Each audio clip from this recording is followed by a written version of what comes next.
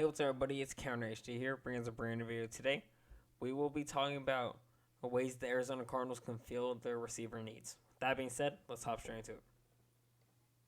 Now, I've mentioned this many times already. We desperately need a receiver 2. And you could argue receiver 3. And so I have compiled some solutions to this problem. So let's go ahead and hop into it. So we're going to start with free agency first. And AJ Green. We've already established that the Cardinals are interested in him.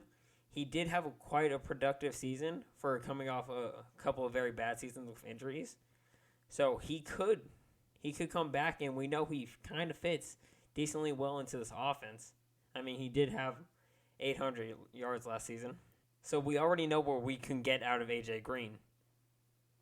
But then there's also Julio. Now, Julio, this is going to be more of a cap hit for us, but still, I think it's there. We've shown that he can get an old receiver, well, not necessarily too old, but a decently old receiver, and recoup them into almost full form, and that's kind of what we do with AJ Green. Now, it was not. I'd say we got like 75% of AJ Green's full form, and I think we might be able to do the same thing with Julio. Even if we can get if we could get 65%, I think that's still a good deal because Julio is still Julio at the end of the day. And now if he can stay healthy, then he's an immediate impact. And then for our last free agent, we go to Cole Beasley.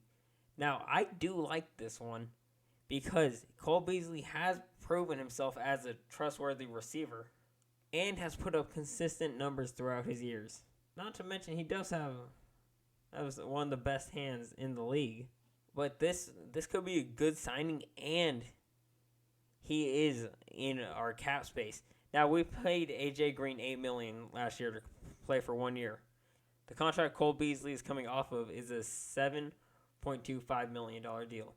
So I estimate that we could get it slightly lower around that range. I think this could work in both in salary and on the field. And I think it's just a great contrast that has the potential to be something great. Now we go to the draft. So the first receiver I think we should be looking at is estimated to go right around us is Jameson Williams, a receiver from Alabama. He did tear his ACL in the national title game, but he's still nonetheless one of the best receivers in this draft.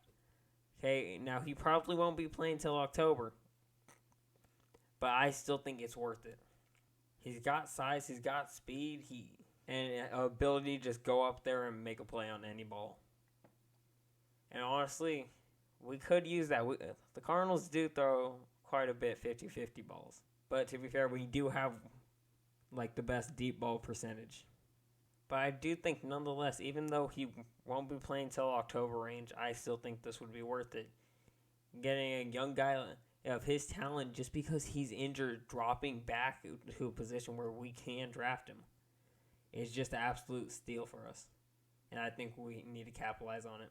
The second receiver I got us taking in the draft, now this will also be a potential number one, would be Treylon Burks. I think I pronounced that correctly. Again, he's another 6'2 receiver, big body. He's got great explosiveness. He's a very versatile receiver. He can be used at many levels, and he has big play explosiveness. He's very good with yards after the catch. He's very good at getting pressed at the line and still pushing through and getting open.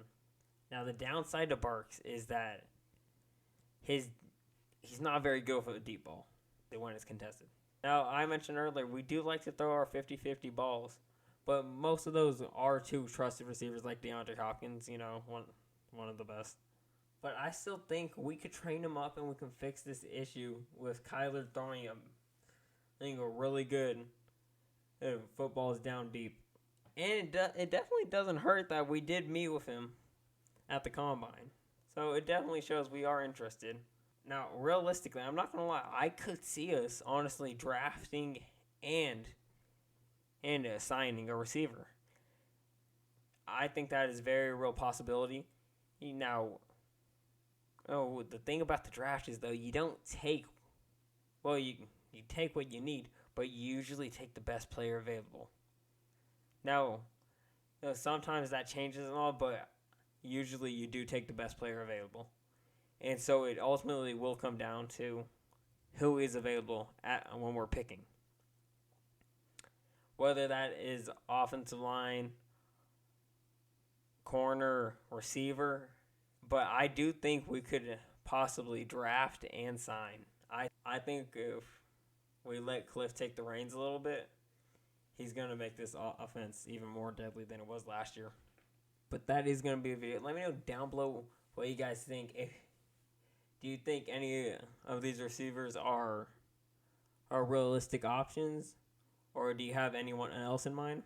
Also, let me know what position group you want me to do next, because we do have a couple needs that still need to be filled. With that being said, be sure to hit that like and sub button, and I'll see y'all in the next one.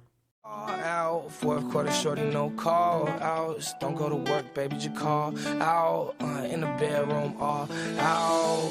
Perks on the counter, I can't wait to take them. Blunts on the counter, can't wait to face it. Bad little bitch, yeah, she be my favorite. All my songs, they all on her playlist. I don't really know how to say it, but I'ma say it. I don't really know if she take it, but she can take it. I don't slow it down unless I'm in the Matrix. Presidential brain, that bitch like Sarah Palin.